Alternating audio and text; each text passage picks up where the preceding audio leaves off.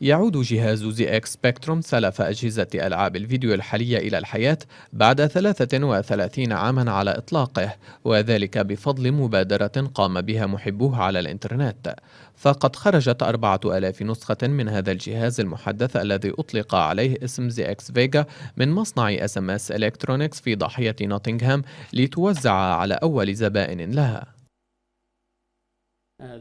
الأشخاص الذين أحبوا اللعب على هذا الجهاز في الثمانينيات يريدون خوض هذه التجربة مجددا، إضافة إلى منح أطفالهم فرصة معرفة كيف كانوا يقضون أوقاتهم منذ 30 عاما.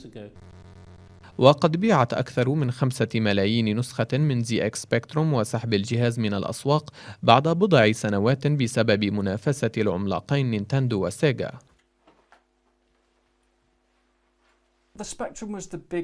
لاقى جهاز سبيكتروم نجاحا كبيرا في الثمانينيات، كان بمثابة بلاي ستيشن أو إكس بوكس في تلك الفترة. ألعاب سبيكتروم سهلة ومسلية، تختارون واحدة فتلعبونها ثم تستريحون، خلافا للألعاب الحالية المعقدة جدا.